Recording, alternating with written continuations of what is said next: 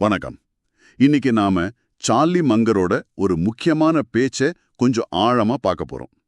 பங்குகளை தேர்ந்தெடுக்கிறத பத்தியும் அதுக்கு தேவையான அந்த உலக ஞானம் பத்தியும் அவர் சொல்றத அலசுவோம். இது வெறும் பங்கு முதலீடு பத்தி மட்டும் இல்ல, வாழ்க்கையில முடிவெடுக்கிறதுக்கும் இது உதவும்னு நினைக்கிறேன். சரி, அவர் என்ன சொல்றாருன்னு பாப்போமா? மங்கர் ஆரம்பிக்கிறதே கொஞ்சம் வித்தியாசமா இருக்கு.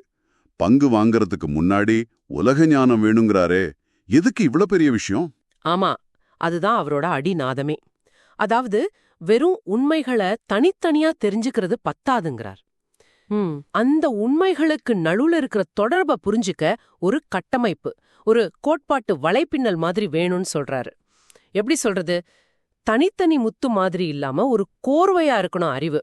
முக்கியமா ஒரே துறையோட அறிவை மட்டும் நம்பாம கணிதம், உளவியல், பொருளாதாரம்னு பல துறைகள்ல இருந்து முக்கியமான ஐடியாஸ ஒன்னா சேர்த்து யோசிக்கணும். ஓஹோ, அப்போ ஒரே மாதிரி யோசிக்க கூடாதுங்கிறீங்களா? அந்த சுத்தியல் வச்சிருக்கிறவனுக்கு எல்லாம் நாணி மாதிரி. அதேதான், கரெக்டா சொன்னீங்க. அப்படி இல்லாம பல மன மாதிரிகளை பயன்படுத்தணும். சரி, இந்த மன மாதிரிகள்னு சொல்றீங்களே, அதுல சில முக்கியமான சக்தி வாய்ந்த மாதிரிகள் எதெல்லாம் அவர் சொல்றாரு? முதல்ல பேசிக் கணக்கு, குறிப்பா அந்த பெர்மியூட்டேஷன், காம்பினேஷன், நிகழ்தகவு, வாய்ப்புகள் எப்படி அமையும்னு கணிக்க உதவும். இது இயல்பா வராது, கோல்ஃப் விளையாட கத்துக்கிற மாதிரி பழகணுங்கிறாரு. ரெண்டாவது, ரொம்ப முக்கியமானது உளவியல். நம்மளோட அந்த அறிவாற்றல் குறைபாடுகள், அதாவது காக்னிட்டிவ் பயஸ். நம்ம மூளையே நம்மள சில சமயம் ஏமாத்தும், ஒரு மேஜிக் ஷோல கவனத்தை திருப்புற மாதிரி. ஆமா, அது உண்மைதான். ஒரு பங்கை வாங்கினதுக்கு அப்புறம் அது நல்ல முடிவுதான்னு நமக்கே சமாதானம் சொல்லிக்குவோம் இல்லையா? நிச்சயமா, அத நாம புரிஞ்சுக்கணும். அப்புறம் அந்த ஏன் கேக்குறதோட வலிமை. கால் பிரவுன் ஒருத்தரோட 5 W's பத்தி சொல்றாரு.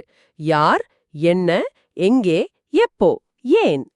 காரணத்தை புரிஞ்சுக்கிட்டா நல்லா பண்ணலாம். பொருளாதாரம் பத்தியும் சொன்னீங்க.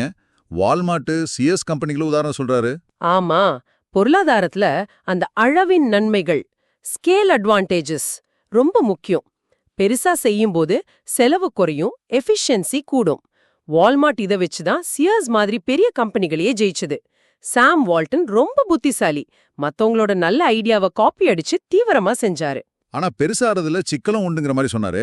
ஆமா, அதுலயும் ஒரு பாயிண்ட் இருக்கு. சியர்ஸ் மாதிரி கம்பெனிங்க பெருசானதும் நிர்வாக சிக்கல்கள், ஒரு மத்தனம் வந்துடுச்சு. சில சமயம் சின்னதா ஒரு குறிப்பிட்ட துறையில ஸ்பெஷலைஸ் பண்ற கம்பெனிங்க கூட பெரியவங்கள ஜெயிக்க முடியும். சரி, இவ்வளோ விஷயம் சொல்றாரு.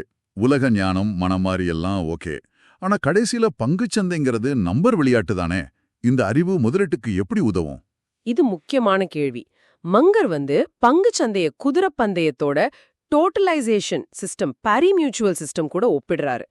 பந்தயத்துல ஜெயிக்க போற குதிரைன்னு எல்லாருக்கும் தெரிஞ்சா அது மேல பந்தயம் கட்டினா லாபம் கம்மியா இருக்கும். சந்தையும் ஓரளவுக்கு திறமையானதுதான், எஃபிஷியன்ட். அதனால ஈஸியா தொடர்ச்சியா ஜெயிக்க முடியாது. இங்கதான் இந்த உலக ஞானம் தேவைப்படுது. எப்பவாது சந்தையில தப்பா விலை வச்சிருக்கிற வாய்ப்புகள், மிஸ்பிரைஸ்ட் ஆப்பர்ச்சுனிட்டிஸ் வரும். அதை கண்டுபிடிக்கணும். அப்படி வர்றது ரொம்ப அரிதா இருக்குமே.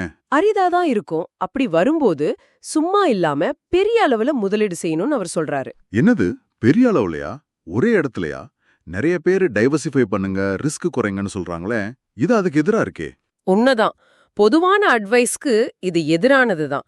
பஃபட்டோட அந்த 20 தொலையட்ட கதை மாதிரி, உங்க வாழ்நாள்ல ஒரு 20 நல்ல முதலீடு பண்ணா போதுங்கிற மாதிரி. ரொம்ப ரொம்ப குறைவான ஆனா மிக சிறந்த வாய்ப்புகள்ல கவனத்தை குமிச்சு தைரியமா பெருசா முதலீடு செய்யணும். இதுக்கு நிறைய பொறுமையும் ஒழுக்கமும் வேணும். ஆனா எல்லாரும் இதை ஃபாலோ பண்ண மாட்டாங்களே. ஆமா, பெரும்பாலான ஃபண்ட் மேனேஜருங்க இதை செய்ய மாட்டாங்க. அது அவங்க பிசினஸ் மாடலுக்கு செட் ஆகாது. சரி, அப்போ பென் கிரஹாம் ஆரம்பத்துல சொன்ன அந்த மலிவான பேரங்கள் வாங்குறதுல இருந்து இது எப்படி மாறுபடுது? இது ஒரு முக்கியமான மாற்றம்.